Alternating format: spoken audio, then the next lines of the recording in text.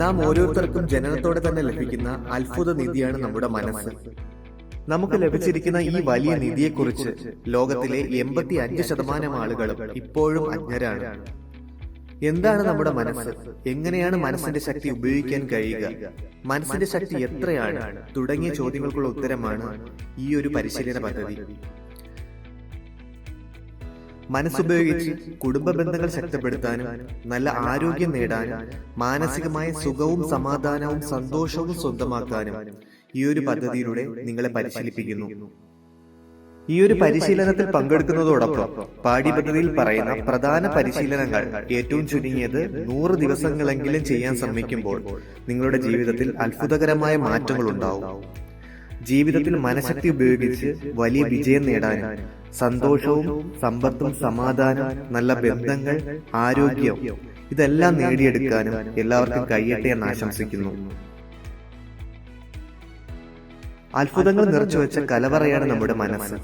നാം ആഗ്രഹിക്കുന്ന എന്ത് സ്വന്തമാക്കാൻ നമ്മുടെ മനസ്സുകൊണ്ട് കഴിയും. മനസ്സെന്ന അത്ഭുത വിളക്ക് നമുക്ക് ഓരോരുത്തർക്കും ജനനത്തോടെ തന്നെ ലഭിക്കുന്ന സൗഭാഗ്യമാണ്. മനസ്സെന്ന ശക്തിയെ ശരിയായ രീതിയിൽ ഉപയോഗിക്കാൻ കഴിഞ്ഞാൽ ജീവിതം സന്തോഷവും സമാധാനം നിറഞ്ഞതുമായി തീർക്കാൻ നമുക്ക് സാധിക്കും. നിർഭാഗ്യമെന്ന് പറയട്ടെ, നമ്മിൽ ഭൂരിപക്ഷം പേരും മനസ്സെന്ന അത്ഭുത പ്രതിഭാസം നമുക്കുള്ളിൽ ഉണ്ടെന്നറിയാതെ ജീവിതം പ്രയാസപ്പെട്ട് തീർക്കുകയാണ്. ലോകത്ത് കാലാകാലങ്ങളായി മനുഷ്യൻ നേടിയിട്ടുള്ള നേട്ടങ്ങളെല്ലാം മനസ്സിന്റെ ശക്തി ഉപയോഗിച്ചിട്ടായിരുന്നു.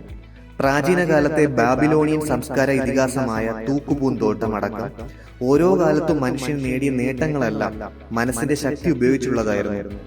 നൂറ്റാണ്ടുകൾ പഴക്കമുള്ള ഈജിപ്തിലെ മമ്മികൾ, ലോഹത്തിന്റെ കണ്ടുപിടുത്തം, സാങ്കേതിക വിദ്യ ഒന്നുമില്ലാത്ത കാലത്തെ കൊളംബസിന്റെ ലോകസഞ്ചാരം, നമ്മുടെ അഭിമാനമായ താജ്മഹൽ, ലോഹാത്ഭുതമായ ചൈനയിലെ വൻമതിൽ, ന്യൂയോർക്കിനെയും ലോങ് ഐലൻഡിനെയും ബന്ധിപ്പിക്കുന്ന ബ്രൂക്ലിൻ പാലം, വെറും 4 മാസം മാത്രം സ്കൂൾ വിദ്യാഭ്യാസം ലഭിച്ച എഡിസന്റെ 1000-ലേറെയുള്ള കണ്ടുപിടുത്തങ്ങൾ, എഞ്ചിനീയറിംഗ് ബിരുദമൊന്നും കരസ്ഥമാക്കാത്ത ഹെൻറി ഫോർഡിന്റെ മോട്ടോർ കാർ, റൈറ്റ് സഹോദരന്മാരുടെ വിമാനത്തിന്റെ കണ്ടുപിടുത്തം എന്നിവയെല്ലാം മനഃശക്തിയുടെ ഉദാഹരണങ്ങളാണ്. ഇനിയും ആയിരക്കണക്കിന് ഉദാഹരണങ്ങൾ കാണിക്കാൻ നമുക്ക് കഴിയും. ഈ പ്രപഞ്ചത്തിൽ എല്ലാം സംഭവിക്കുന്നത് ഒരു പ്രപഞ്ച നിയമത്തിന് അനുസൃതമായാണ്. പ്രപഞ്ച നിയമത്തിന് അനുസൃതമായാണ് മുകളിലേക്ക് എറിയുന്ന കല്ല് താഴേക്ക് വീഴുന്നത്, വിത്ത് മുളയ്ക്കുന്നതും ചെടിയാകുന്നതും കായ്കൾ തരുന്നതും മഴ പെയ്യുന്നതും കാറ്റു വീശുന്നതുമെല്ലാം പ്രപഞ്ച നിയമത്തിന് അനുസരിച്ചാണ്. ഭൂമിയിലെ ഓരോ ജീവജാലവും പ്രാപഞ്ചിക നിയമത്തിന് അനുസരിച്ച് ജീവിക്കുന്നു. ജീവജാലങ്ങളിൽ മനുഷ്യന് മാത്രമാണ് കാര്യങ്ങളെ തിരഞ്ഞെടുക്കാനുള്ള കഴിവ് ലഭിച്ചിരിക്കുന്നത്. നമുക്ക് വേണ്ട ഭക്ഷണവും വസ്ത്രവും ഇണയെയും താമസ സ്ഥലവും വാഹനവും നമ്മുടെ ഇഷ്ടത്തിന് തിരഞ്ഞെടുക്കാനുള്ള കഴിവുണ്ട്. അതുപോലെ മനുഷ്യന് സ്വന്തം ജീവിതം തിരഞ്ഞെടുക്കാനുള്ള കഴിവുണ്ടെന്ന് എത്ര പേർക്കറിയാം? മനുഷ്യന്റെ ചിന്തയാണ് ജീവിതത്തെ തിരഞ്ഞെടുക്കാനുള്ള നമ്മുടെ ഉപകരണം. നാം ചിന്തിക്കുന്ന എന്തും മനസ്സ് സ്വീകരിക്കുന്നു. ശരിയും തെറ്റും തിരിച്ചറിയാതെ നാം ചിന്തിക്കുന്ന എല്ലാം നമ്മുടെ മനസ്സ് സ്വീകരിക്കുന്നു. നമ്മുടെ മനസ്സിന്റെ പ്രവർത്തനവും പ്രാപഞ്ചിക നിയമത്തിന് വിധേയമാണ്. പ്രാപഞ്ചിക നിയമത്തെ വെല്ലുവിളിക്കാതെ തന്നെ മനസ്സിനെ പ്രപഞ്ച നിയമം അനുസരിച്ച് മാറ്റിമറിക്കാൻ കഴിയും. ആഗ്രഹിച്ച സന്തോഷവും വിജയവും സമ്പത്തും ആരോഗ്യവും സമാധാനവും ബന്ധങ്ങളുമെല്ലാം നേടാൻ അതോടെ നമുക്ക് കഴിയുന്നു. ആ അവസരത്തിൽ നാം മറ്റൊരാളായി മാറുകയല്ല, നമ്മെ തിരിച്ചറിയുകയാണ്. നമ്മുടെ മനസ്സിന് പ്രധാനമായ 2 തലങ്ങളാണുള്ളത്. ഒന്ന് ബോധമനസ്സും 2 ഉപബോധ മനസ്സും. ബോധമനസ്സ് നാം ഉണർന്നിരിക്കുമ്പോഴുള്ള മാനസികാവസ്ഥയാണ്. ഞാൻ ക്ലാസ് എടുക്കുന്നതും നിങ്ങൾ ക്ലാസ് കേൾക്കുന്നതുമെല്ലാം ബോധമനസ്സുകൊണ്ടാണ്. നാം ചിന്തിക്കുന്നതും നമുക്ക് വേണ്ടത് തിരഞ്ഞെടുക്കുന്നതുമെല്ലാം ബോധമനസ്സുകൊണ്ടാണ്. എന്നാൽ നാം ഉറങ്ങുമ്പോഴും പ്രവർത്തിച്ചു കൊണ്ടിരിക്കുന്നതും നാം പോലും അറിയാതെ നമ്മുടെ ശാരീരിക പ്രവർത്തനങ്ങൾ നിയന്ത്രിക്കുന്നതും നമ്മുടെ സ്വഭാവത്തെ നിയന്ത്രിക്കുന്നതുമെല്ലാം ഉപബോധ മനസ്സാണ്. ഒരു നിമിഷം ചിന്തിക്കാനുള്ള ശേഷി നഷ്ടമാകുമ്പോൾ നാം പ്രവർത്തിക്കുന്നത് ഉപബോധ മനസ്സിനുള്ളിൽ പതിഞ്ഞു പോയ നമ്മുടെ സ്വഭാവത്തിനനുസൃതമായാണ്.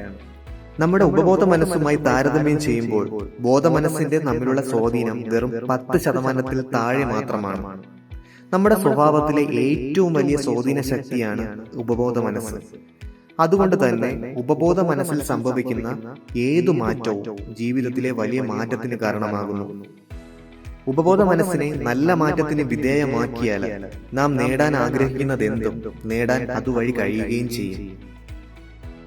എന്താണ് മനസ്സെന്നും മനഃശക്തിയുടെ ഉദാഹരണങ്ങൾ എന്താണെന്നും മനസ്സിന്റെ 2 തലങ്ങളെ പറ്റി നമ്മൾ മനസ്സിലാക്കി കഴിഞ്ഞു. ഇനി എങ്ങനെയാണ് നാം കണ്ടീഷൻ ചെയ്യപ്പെടുന്നത് എന്ന് നോക്കാം.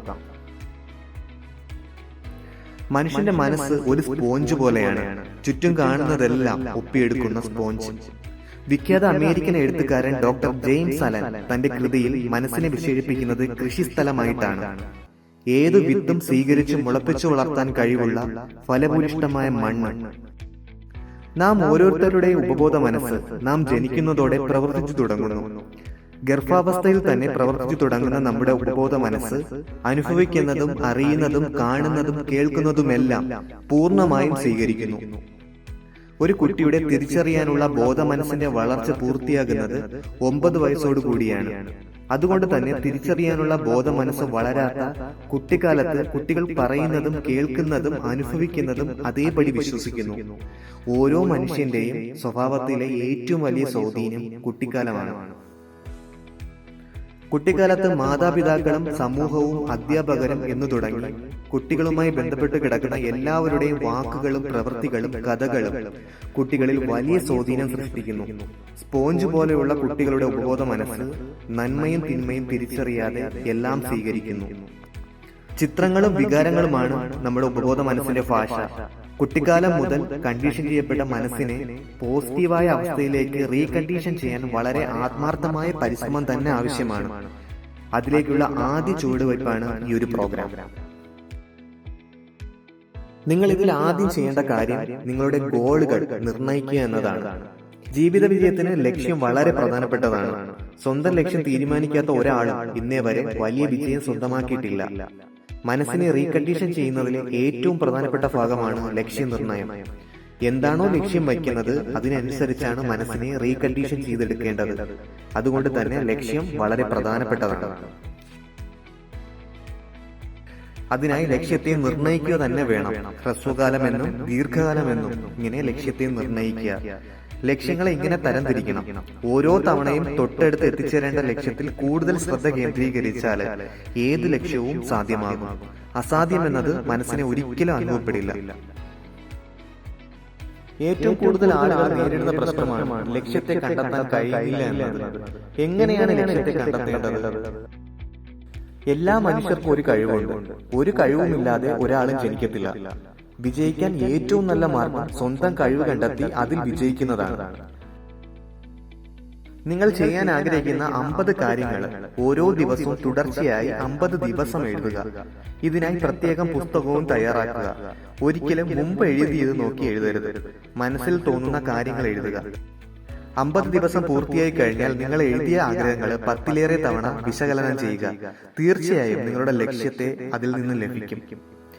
ലക്ഷ്യത്തെ കണ്ടെത്താനുള്ള മറ്റൊരു മാർഗമാണ് ഉപബോധ മനസ്സിനോട് ചോദിക്കൽ എന്ന് പറയുന്നത്. നിങ്ങളുടെ ലക്ഷ്യം എന്താണെന്ന് തുടർച്ചയായി ഉപബോധ മനസ്സിനോട് ചോദിക്കുക. രാത്രി കിടക്കുന്നതിന് മുമ്പും ഉണർന്നെഴുന്നേറ്റ ഉടനെയും 10ലേറെ തവണ ഈ ഒരു ചോദ്യം ചോദിക്കുക.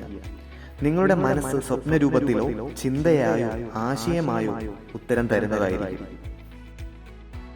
എന്താണ് ലക്ഷ്യമെന്നും ലക്ഷ്യത്തെ നമ്മൾ എങ്ങനെയാണ് കണ്ടെത്തേണ്ടതെന്നും ലക്ഷ്യത്തെ എങ്ങനെ നിർണ്ണയിക്കാമെന്നും നമ്മൾ മനസ്സിലാക്കി കഴിഞ്ഞു. ലോ ഓഫ് അട്രാക്ഷൻ അല്ലെങ്കിൽ ആകർഷണ നിയമം നിങ്ങളിൽ പലരും ഇത് കേട്ടിട്ടുണ്ടാവും. അതായത് പ്രപഞ്ചത്തിലെ എല്ലാ വസ്തുക്കളും ഊർജ്ജകണങ്ങൾ കൊണ്ട് സൃഷ്ടിക്കപ്പെട്ടതാണ്. പ്രപഞ്ചം വലിയ കമ്പ്യൂട്ടർ നെറ്റ്വർക്കുമായി കണക്ട് ചെയ്യപ്പെട്ടതുപോലെ എല്ലാ വസ്തുക്കളുമായി ബന്ധപ്പെട്ട് കിടക്കുന്നു. അതുകൊണ്ട് തന്നെ ആകർഷണ നിയമം വഴി നാം ആഗ്രഹിക്കുന്നത് എന്തും ഈ ലോകത്ത് നമുക്ക് സ്വന്തമാക്കാം. ആകർഷണ നിയമം ഗ്രാവിറ്റി പോലെ ഒരു പ്രപഞ്ച നിയമമാണ്. അത് സ്ഥലകാല വ്യത്യാസമില്ലാതെ എല്ലാവർക്കും ലഭ്യമാണ്. ഒരു മനുഷ്യന്റെ മനസ്സിൽ ഒരു ദിവസം ചുരുങ്ങിയത് 30,000 മുതൽ 60,000 ചിന്തകൾ വരെ രൂപപ്പെടുന്നുണ്ട്. അതിൽ 10,000 ചിന്തകളെങ്കിലും ഒരു കാര്യത്തിലേക്ക് കേന്ദ്രീകരിക്കാൻ കഴിഞ്ഞാൽ നമ്മുടെ മനസ്സെന്ന അപാര ശക്തിയുള്ള ഊർജ കേന്ദ്രം നാം ആഗ്രഹിക്കുന്ന എന്തും നമ്മളിലേക്ക് അടുപ്പിക്കും.